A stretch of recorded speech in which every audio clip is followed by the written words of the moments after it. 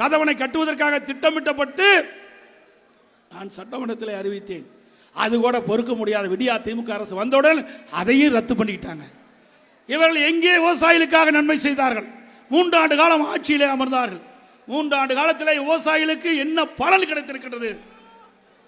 இந்த ஆட்சியிலே விவசாயிகளுக்கு வேதனை தான் மிஞ்சியது, வேதனை தான் மிஞ்சியது. ஆகவே இன்றைக்கு சிந்தித்து பார்க்க வேண்டும் விவசாய மக்கள். அனைத்து இந்திய அண்ணா திராவிட முன்னேற்ற கழக ஆட்சி தான் விவசாயிகளுக்காக உழைக்கின்ற கட்சி, விவசாயிகளுக்காக பாடுபடுகின்ற கட்சி, விவசாயிகளுடைய பிரச்சனையை தீர்க்கின்ற கட்சி. விவசாயிகள் தங்களுடைய பம்பு செட்டுக்கு 24 மணி நேரம் மின்சாரம் வேண்டும் என்று சொன்னார்கள். விவசாய மக்கள் தடையில்லா மின்சாரம் 24 மணி நேரம் மும்முனை மின்சாரம் வேண்டும் என்று கேட்டார்கள். அதை ஏற்று 1/4/2021 விவசாயிகளுக்கு தமிழ்நாடு முழுவதும் மும்முனை மின்சாரத்தை கொண்டு வந்து கொடுத்தோம். இதெல்லாம் சாதனை அல்லவா? அதோடு விவசாயிகளுக்கு சிறு குறு விவசாயிகள் பம்பு செட்டு வாங்குவதற்கு மானிய விலையில நாங்கள் கொடுத்தோம். அதே போல விவசாயிகள் இன்றைக்கு மானிய விலையிலே டிராக்டர்கள், பவர் டில்லர், ஸ்ப்ரேயர் நிறைய கொடுத்தோம். இன்றைக்கு 50% மானியம். டிராக்டர் 8 லட்சம்னா 4 லட்சத்தில் மாநிலத்தில் கொடுத்தோம். விவசாயிகளை வாழ வைத்த கட்சி அதிமுக கட்சி, அதிமுக அரசாங்கம். அதோடு விவசாயிகள் உற்பத்தி செய்யப்பட்ட அந்த பொருளை இன்றைக்கு நெல்லாகட்டும், இல்லது மஞ்சள் ஆகட்டும், இல்லது பாக்காகட்டும், எதுவாக இருந்தாலும் விவசாயிகள் உற்பத்தி செய்யப்பட்ட விளைபொருளை விலை வீழ்ச்சி அடைகின்ற பொழுது ஆங்காங்கே தொடக்க வேளாண்மை கூட்டுறவு சங்கத்தில் ஒரு கட்டடத்தை கட்டி அங்கே சேமித்து வைத்து விவசாயிகளுக்கு குறைந்த வட்டியிலே பணத்தை கொடுத்து விலை ஏறுகின்ற பொழுது அந்த குடோனில் இருந்து அந்த விவசாயி தங்களுடைய பொருளை விற்று லாபம் அடையலாம். அதையும் அதிமுக ஆட்சியில் தான் கொண்டு வந்தோம். இப்படி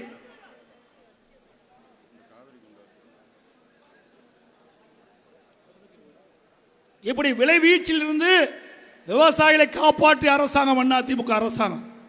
அதே போல கோதாவரி காவிரி இணைப்பு, நான் முதலமைச்சர் இருந்த காலத்திலே அப்பொழுது மத்திய அரசிலே போராடி வாதாடி அதை நிறைவேற்றுவதற்கு நாங்கள் முயற்சி செய்தோம்.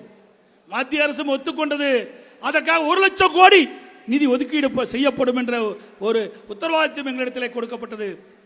அந்த ஒரிசா, தெலுங்கானா, ஆந்திரா அங்கிருந்து தமிழ்நாட்டுக்கு வர வேண்டும். அந்த வழியாக அங்கே இருக்கின்ற முதலமைச்சரிடத்திலே நாங்கள் பேச்சுவார்த்தை நடத்தினோம்.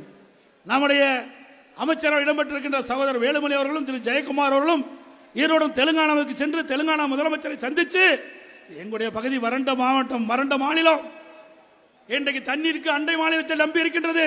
நாமெல்லாம் தென் மாநிலத்தை சேர்ந்தவர்கள்.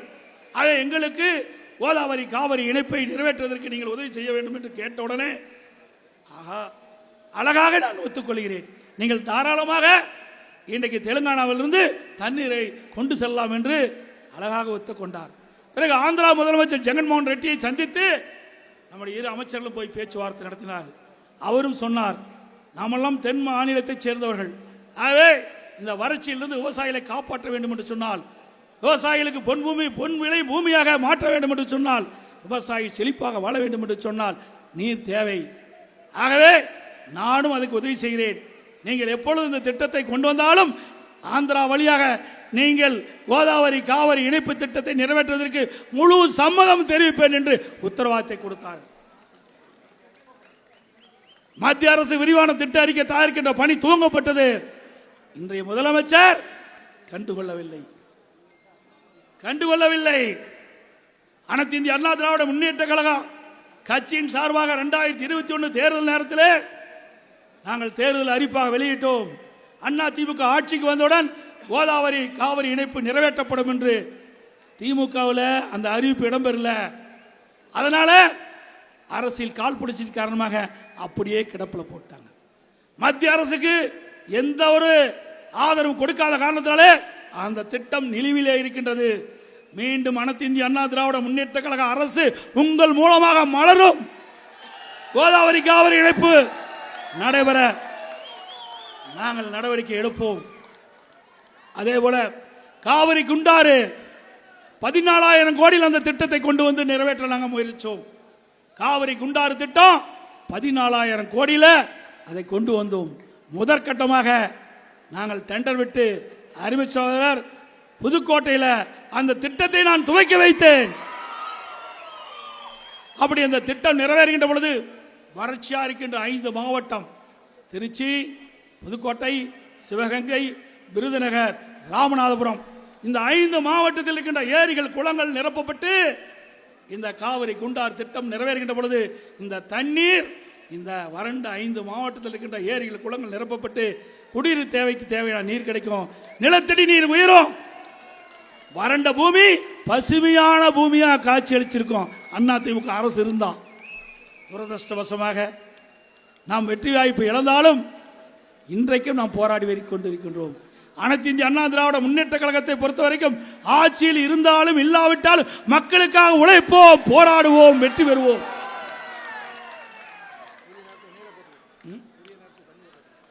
அதே நேரத்தில் இன்னைக்கு விடியா திமுக ஆட்சியில் நமக்கு கிடைக்க வேண்டிய பங்கு நீரை கர்நாடக அரசிலிருந்து பெற முடியல. நம்முடைய விவசாயிகள் மழையை நம்பி, போர்விலை நம்பி சம்பா தாளடி பயிரை நடவு செய்தார்கள். அந்த பயிர் நல்லா வளர்ந்து செழித்து இருக்கின்ற அந்த நேரத்தில் அந்த ஊன் பிடிக்கும். அந்த நேரத்தில் காய்ந்து போகிற நிலை ஏற்பட்டது. அப்பொழுது வறட்சி ஏற்பட்டு விட்டது. மேட்டூர் அணையிலிருந்து தண்ணி வரல, மழையும் பெய்யல. அந்த காலகட்டத்தில் விவசாயிகள் கோரிக்கை வைத்தார்கள், விவசாய சங்க தலைவர் கோரிக்கை வைத்தார்கள். நான் அறிக்கை விட்டேன். இங்கே இருக்கின்ற முன்னாள் அமைச்சர்கள், சட்டமன்ற உறுப்பினர்கள் கோரிக்கை வைத்தார்கள் இந்த அரசுக்கு. ஆகவே பல லட்சம் ஏக்கர்ல சம்பா தாளடி பயிர் டெல்டா மாவட்டத்தில் பயிரிடு செய்திருக்காங்க. ஆகவே இந்த ஒரு 15 நாளுக்கு நீங்கள் உடனடியாக தண்ணீர் மேட்டூர் அணையிலிருந்து திறக்க வேண்டும். அப்படி திறந்தால் பல லட்சம் ஏக்கர் உள்ள இன்னைக்கு சம்பா தாளடி பயிர் விளைச்சல் பெறும் என்று சொன்னோம். செவடங்காதல சங்குவதன மாதிரி கேட்கவே இல்லை. என்ன நினைச்சாங்களோ தெரியல. நாம் கேட்ட பிறகு உரிய நேரத்தில் தண்ணீர் திறந்து விடாம காலம் தாழ்த்தி கிட்டத்தட்ட 20 நாள் கழிச்சு தண்ணீர் திறந்து விட்டாங்க. அதனால எந்த பிரயோஜனம் இல்லாம போச்சு. அதனால அது 2 டீம்ஸ் தண்ணி தான் கொடுத்தாங்க. 10 டீம்ஸ் தண்ணி இருந்தால் தான் அந்த பயிரை காப்பாற்ற முடியும். அந்த பயிர்களெல்லாம் நெல்மணிகள்லாம் பதறாயிட்டது, வீணா போய்விட்டது, குருவியும் போய்விட்டது, சம்பா தாளடியும் போய்விட்டது. இன்னைக்கு விவசாயி நறுரோட்டுக்கு வந்துட்டாங்க இந்த ஆட்சியில். இதுதான் இன்றைக்கு பார்க்கிறோம். அது இப்படிப்பட்ட சூழ்நிலையை மாற்ற வேண்டும் என்று சொன்னால் அனைத்து இந்திய அண்ணா திராவிட முன்னேற்ற கழகம் என்ற மாபெரும் கட்சி உங்களுக்கு துணை நிற்கும், உங்களை வாழ வைக்கும். அதோட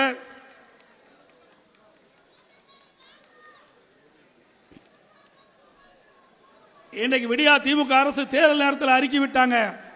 அந்த தேர்தல் அறிக்கையில் குறிப்பிட்டாங்க, அதுல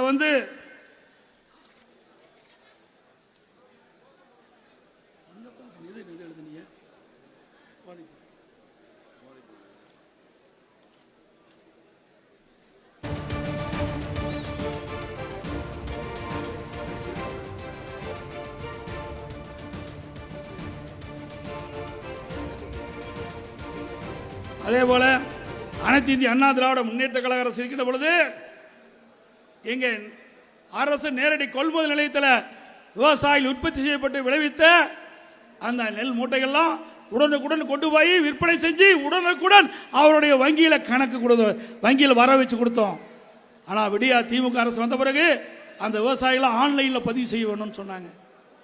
சரி, விவசாயிகள் ஆன்லைனில் பதிவு செஞ்சு அதில் உற்பத்தி செய்யப்பட்ட நெல்லை எல்லாம் மூட்டை பிடித்து கொண்டு போய் இன்றைக்கு நேரடி கொள்முதல் நிலையத்தில் விற்பனை செய்வதற்கு கொண்டு போனால் திறந்த வெளியில் அடுக்கி வச்சு உரிய நேரத்தில் நெல் கொள்முதல் செய்யாத காரணத்தினால பல லட்சம் மூட்டை கடந்த ஆண்டு மழையிலே நனைந்து வீணாய் போய் பெரும் நஷ்டத்துக்குள்ளாயிருக்கிறாங்க விவசாயிகள். அதையும் நான் கவன ஈர்ப்பு தீர்மானமாக கொண்டு வந்தேன்.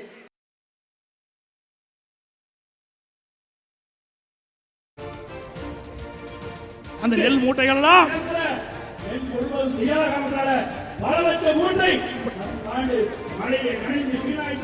இழப்பீடு தொகை கொடுக்க வேண்டும் என்று வற்புறுத்தினேன்.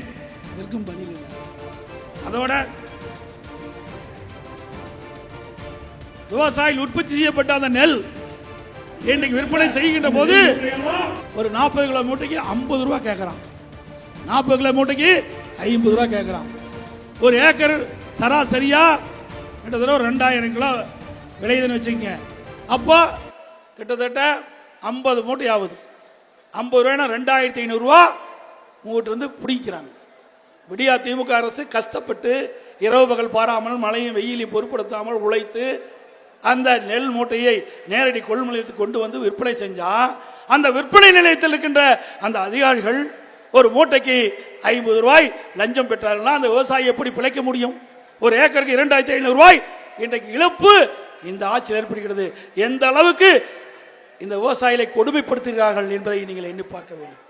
விவசாயிகளுடைய ரத்தத்தை இந்த அரசு அட்டை போல உறிஞ்சுகின்றது என்பதை எண்ணி பார்க்க வேண்டும். இதையெல்லாம் இந்த முதலமைச்சருக்கு கண்டுகொள்ளவில்லை. எங்கெங்கெல்லாம் வருமானம் வருதோ அதையெல்லாம் பார்த்து பார்த்து பணத்தை பெறுகின்ற முதலமைச்சர் தான் இன்றைய முதலமைச்சர். அதே போல இன்றைக்கு தமிழ்நாடு முழுவதும் போதைப் பொருள் நிறைந்த மாநிலம் ஆகிட்டது. தமிழ்நாடு முழுவதும் போதைப் பொருள் நிரம்பிய மாநிலமாக காட்சி அளிக்குது.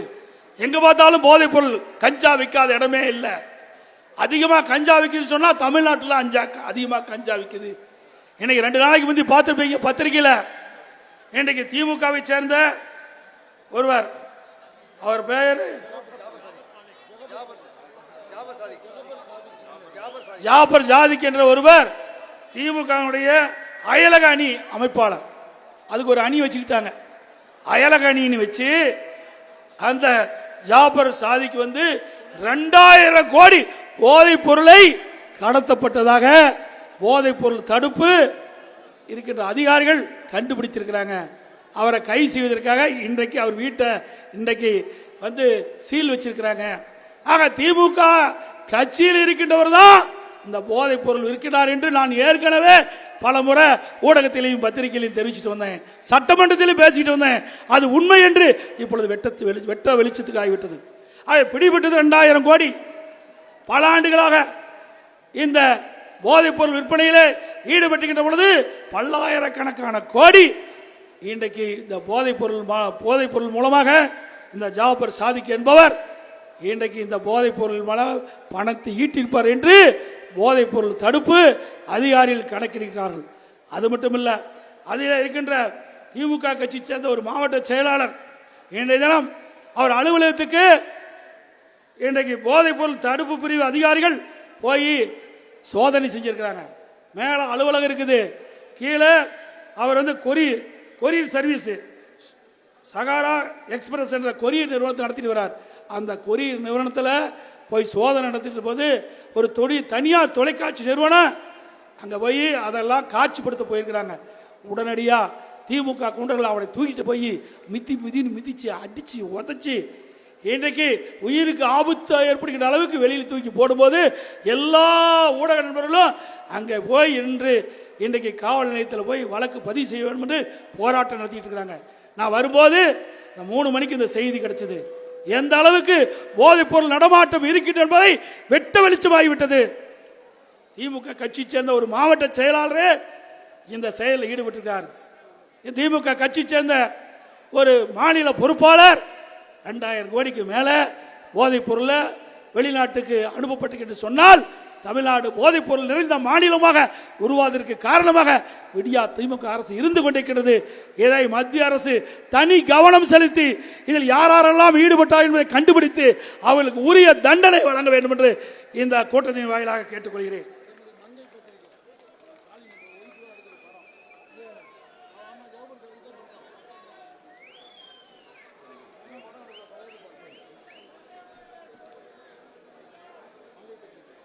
அதே போல அனைத்து இந்திய அண்ணா திராவிட முன்னேற்ற கழக அரசு இருக்கின்ற பொழுது சிறப்பான ஆட்சி செய்து விவசாயிகளுக்கு நிறைய திட்டங்களை கொடுத்து அதன் மூலமாக ஆண்டுக்கு 100 லட்சம் மெட்ரிக் டன் மேலாக உணவு தானிய உற்பத்தியை பெருக்கி 5 ஆண்டு காலம் தொடர்ந்து கிறிஸ்துகர்மான் விருதை பெற்ற ஒரே அரசாங்கம் அண்ணா திமுக அரசாங்கம். ஸ்டாலின் ஆட்சியில் எந்த விருது பெற்றிருக்கிறாங்க? ஒரு விருதும் பெறல. அண்ணா திமுக ஆட்சியில் உள்ளாட்சி துறையில் 140 விருதுகளை பெற்றோம். அறிவுச்சோகர் இன்னைக்கு டாக்டர் விஜயபாஸ்கர் அவருடைய துறை உறுப்பு மாற்று அறுவை சிகிச்சை தொடர்ந்து 4 ஆண்டு காலம் தேசிய விருதை பெற்றோம். அறிவுச்சோகர் உணவுத்துறை அமைச்சர் அவருடைய துறையில தேசிய விருதுகளை பெற்றுக்கிறோம்.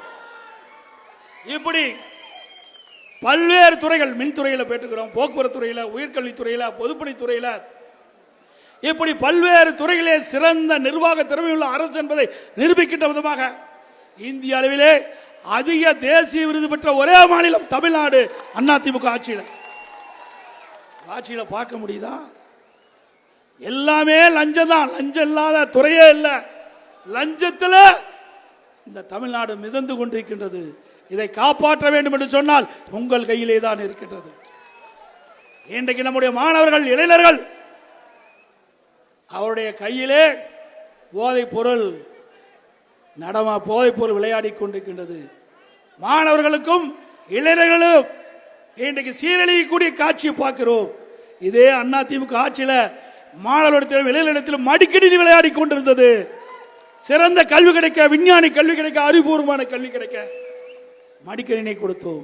இன்றைய அரசாங்கம் மாணவர்களையும் இளைஞர்களையும் சீரழிக்கின்ற விதமாக இன்றைக்கு போதைப் பொருள் தடையில்லாமல் கிடைத்து அவர்கள் சீரழிக்கின்ற காட்சி இன்றைக்கு தமிழகத்தில் அரங்கேறி கொண்டிருக்கின்ற வேதனையோடு இந்த நேரத்தில் சுட்டிக்காட்ட கடமைப்பட்டுகின்றேன். அனைத்து இந்திய அண்ணா திராவிட முன்னேற்ற கழகத்தை பொறுத்த வரைக்கும் எல்லா கால்வாயிலும் தூர்வாரினோம். எல்லா கால்வாயிலும் தூர்வாரினோம். இன்றைக்கு டெல்டா மாவட்டத்தில் இருக்கின்ற ஜிஏ கனால், அங்கே 2 பக்கமும் காங்கிரீட் கால்வாய் அமைக்கப்பட்டு ஒரு சொட்டு தண்ணீர் கூட வீணாகாமல் கடை கோட்டில் இருக்கின்ற விவசாயிகளுக்கும் முழுமையான தண்ணீர் கிடைக்க திட்டத்தை கொண்டு வந்த அரசாங்கம் அதிமுக அரசாங்கம். இன்னைக்கு டெல்டா மாவட்டத்தில் சுமார் 19,000 கோடிக்கு பல்வேறு பணிகள் அதிமுக ஆட்சியிலே நடைபெற்றது. இந்த ஆட்சியிலே என்ன திட்டத்தை கொண்டு வந்து இந்த விவசாயிகளுக்கு நன்மை செய்ய என்பதை எண்ணி பார்க்க வேண்டும். அதோட நடந்தாய் வாழி காவிரி திட்டம் அற்புதமான திட்டம். மேட்டூரில் தண்ணி திறக்கப்பட்டா கடல்ல கலக்கின்ற வரை தண்ணீர் மாசுபடாமல் இருப்பதற்கு நடந்தாய் வாழி காவிரி என்ற அற்புதமான திட்டம் 14,000 கோடியில் மத்திய அரசு கிட்டே கொடுக்கப்பட்டு மத்திய அரசு ஏற்றுக்கொண்டிருந்தது. ஆனால் விடியா திமுக அரசு அதற்கு முயற்சி எடுக்காத காரணத்தினால இன்றைக்கு மேட்டூர் அணையில் திறக்கப்பட்ட அந்த நீர் காவிரி நதி வழியாக வருகிறது. 2 கரையிலும் இருக்கின்ற அந்த கழிவு நீர்கள் அந்த நதியிலே கலக்கிறது. நதி நீர் மாசுபடுகிறது. அந்த மாசாவதை தடுப்பதற்காக அம்மாவுடைய அரசு மத்திய அரசுக்கு திட்டத்தை தீட்டி கொடுத்தது. மத்திய அரசு ஏற்றுக்கொண்டது. ஆங்காங்கே நகரத்திலிருந்து வெளியேறுகின்ற அந்த மாசுபட்ட நீர் ஒரு பேபி கனால் வழியாக அதை கொண்டு வந்து அங்கே ஒரு செம்பு கட்டி அதை சுத்தப்படுத்தி ஆற்றிலே விட்ட பொழுது தண்ணீர் சுத்தமாக வந்து சேரும். காவிரி நதி, காவிரியில் இருந்து வருகின்ற நீர், பவானி சாகரில் இருந்து வருகின்ற நீர், அதே போல அமராவதியிலிருந்து வருகின்ற நீர், நொய்யிலிருந்து வருகின்ற நீரெல்லாம் மாசுபடாமல் அந்த நீரையெல்லாம் சுத்தப்படுத்தி நதிகளை விட்டு நதி ஒரு தூய்மையான தண்ணீரை கொடுப்பதற்கு போட்ட திட்டத்தையும் இந்த அரசு கிடப்பிலே போடப்பட்டது. ஆகவே வருகின்ற அத்தனை விவசாய குடிமக்களும் விவசாய தோழர்களும் பல்வேறு விவசாய அமைப்பைச் சேர்ந்த தலைவர்களும் எண்ணி பார்க்க வேண்டும். அனைத்து இந்திய அண்ணா திராவிட முன்னேற்ற கழகம் என்ற கட்சி இருக்கின்ற காரணத்தினால்தான் இன்றைக்கு விவசாயிகள் நலமோடு வளமோடு சிறப்போடு வாழ்ந்து கொண்டிருந்தார்கள். இந்த ஆட்சி மாற்றத்திற்கு பிறகு இன்றைக்கு விவசாயிகள் இன்றைக்கு வெயிலே மண்புழுவை போட்டால் எப்படி துடிக்குமோ அப்படி விவசாயிகள் துடிக்கின்ற காட்சியை இன்றைக்கு தமிழகத்திலே பார்த்து கொண்டிருக்கின்றோம். இந்த நிலையெல்லாம் மாற வேண்டும் என்று சொன்னால் வருகின்ற நாடாளுமன்ற தேர்தலிலே அனைத்து இந்திய அண்ணா திராவிட முன்னேற்ற கழக தலைமையில் அமைக்கப்பட்ட கூட்டணி வெற்றி பெற வேண்டும். அப்படி வெற்றி பெற்று நாடாளுமன்றத்துக்கு அனுப்புகின்ற பொழுது நம்முடைய நாடாளுமன்ற உறுப்பினர்கள், நம்முடைய கூட்டணி நாடாளுமன்ற வெற்றி பெற்று வேட்பாளர்கள் நாடாளுமன்றத்திலே உங்களுக்காக குரல் கொடுப்பார்கள். உங்களுடைய பிரச்சனையை எடுத்து வைப்பார்கள். அதை நாங்கள் தீர்த்து வைப்போம். ஏற்கனவே நாங்கள் தீர்த்து வைத்திருக்கின்றோம். ஒரு பானை சோற்றுக்கு ஒரு சோறு பதம் என்று சொல்வார்கள். அப்படி காவிரி நதியில் பிரச்சனை வருகின்ற பொழுது எப்படி போராடி வெற்றி கண்டோமோ அதே போல அவ்வப்போது டெல்டா மாவட்டத்தில் ஏற்படுகின்ற பிரச்சனைக்கு உங்களுடைய குரல் நாடாளுமன்றத்தில் ஒலிக்க எங்களுடைய வேட்பாளர்களை வெற்றி பெற செய்யுங்கள். மீண்டும் ஏதாவது தப்பி தவறி திமுக வந்துவிட்டால் ஆண்டவனால கூட அந்த தமிழகத்தை காப்பாற்ற முடியும். நான் சாதாரண உங்களில் ஒருவனாக நான் சொல்கிறேன். நான் அதிமுக பொதுச் செயலாளராக இருந்து பேசவில்லை, எதிர்க்கட்சி தலைவராக இருந்து பேசவில்லை, முன்னாள் முதலமைச்சர் என்ற முறையிலே பேசவில்லை. நான் ஒரு விவசாயி என்ற முறையிலே என் மனதிலே பட்ட ஆதங்கத்தை நான் வெளிப்படுத்துகிறேன். இந்த ஆட்சியிலே விவசாயிகளுக்கு எந்த நன்மையும் கிடைக்கப் போவதில்லை. இங்கே விவசாய தொழிலாளிக்கு எந்த நன்மையும் கிடைக்கப் போவதில்லை. நன்மை கிடைக்க வேண்டும் என்று சொன்னால் வருகின்ற நாடாளுமன்ற தேர்தலிலே ஒரு மிகப்பெரிய மாற்றத்தை உருவாக்கி தாருங்கள். அனைத்து இந்திய அண்ணா திராவிட முன்னேற்ற கழக வேட்பாளரை வெற்றி பெற செய்யுங்கள். உங்களுடைய குரல் நாடாளுமன்றத்திலே ஒலிக்கும். அதே போல சிறுபான்மை மக்களை அரண் போல அனைத்து இந்திய அண்ணா திராவிட முன்னேற்ற கழகம் காக்கும். எந்த சூழலிலும் உங்களுக்காக நாங்கள் துணை இருப்போம் என்று சொல்லி மிகச் சிறப்பாக எழுச்சியாக இந்த கண்டன ஆர்ப்பாட்ட நிகழ்ச்சி ஏற்பாடு செய்த அருமை சகோதரர் காமராஜ் அவர்களுக்கும் அவரோடு இணைந்து பணியாற்றிய மாவட்ட செயலாளர்கள் மாநகர செயலாளருக்கும் வரி தந்து சிறப்பித்த அனைவருக்கும் நன்றி தெரிவித்து விடைபெறுகின்றேன். நன்றி, வணக்கம்.